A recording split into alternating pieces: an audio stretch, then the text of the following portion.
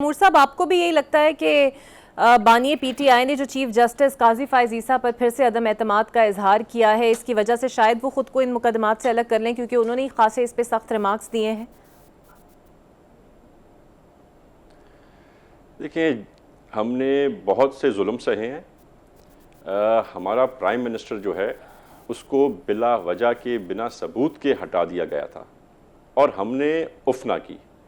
हमारे लीडर्स को गलत सज़ाएं लगी, जेल में डाला गया, हमने उफ ना की, क्योंकि हमें ये सिखाया गया है कि जुडिशरी की रिस्पेक्ट करनी है।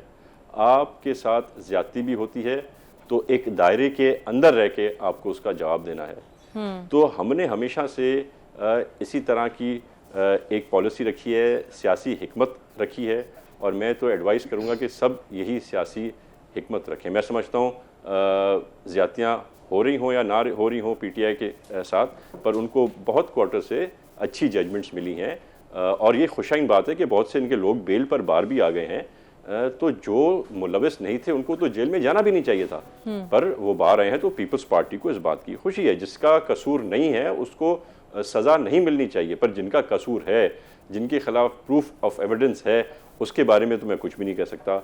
ये जज साहिबान के फ़ैसले हैं, ये हमारे इलेक्शन कमीशन के फ़ैसले हैं जो करेंगे, जिनके खिलाफ अपील में जाया जा सकता है।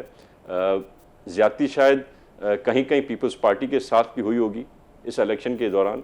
हो सकता है पीपल्स पार्टी का भी ऐसे कैंडिडेट्स हों जो जीते हुए हार गए हों, पर हमने भी आराम से इस मुल्क के इस पॉलिटिकल स्टेबिलिटी को, अनस्टेबिलिटी को बढ़ाने के बजाय कम करने के लिए हम बैठ गए। मैं समझता हूँ सबसे पहली प्रायोरिटी ये है कि इस मुल्क को अपने पैरों पे वापस खड़ा कर दिया जाए। बाद में मैं, बसरा साहब, मियाँ साहिबान लड़ते रहेंगे। ये मुल्क सबसे पहले है, सियासत उसके बाद आती है। बिल्कुल ठीक है। अच्छा शौकत बसरा साहब, दोबारा चाइना भी आपके साथ, हमारे साथ काम करने को तैयार है, पाकिस्तान के साथ काम करने को तैयार है, सऊदी अरेबिया तैयार है। और ये जो हालात ख़राब हुए थे ये इमरान खान साहब के दौर में ख़राब हुए थे, क्योंकि उन्होंने मिसट्रस्ट का इजहार कर दिया था इमरान खान की कमिटमेंट पर। और अगर आपको याद हो तो शायद सऊदी अरेबिया गए थे इमरान खान साहब, और वापसी में भी वो गए भी उनके जहाज़ में थे, वली अहद कर, वापसी में भी उनके जहाज़ में आ रहे थे, उनको ऑफलोड कर गया था। इतनी उन पर नाराज़गी थी सऊदी हुकाम को। तो हालात जो हैं जैसे भी हैं, उनमें हमसे ज़्यादा दूसरों का हाथ है, और ये मैं समझता हूँ कि एक स्टेबिलिटी की तरफ हम जा रहे हैं। आपने देखा है जिस तरह से हमारी इंडेक्स बेहतर हो गई है, हमारे स्टॉक एक्सचेंज के हाईएस्ट आ रहे हैं, तो एक अच्छी चीज़ उनके अंदर है। वो यही चीज़ें देख के उनका कॉन्फिडेंस लेवल बढ़ा है। दूसरी जो आपने बात की, बिल्कुल मैं आपसे एग्री करता हूँ कि एक राइट ऑफ प्राइवेसी है पाकिस्तानी सिटीजन्स का। हर पाकिस्तानी सिटीज़न को राइट एक्सरसाइज करने का हक देना चाहिए।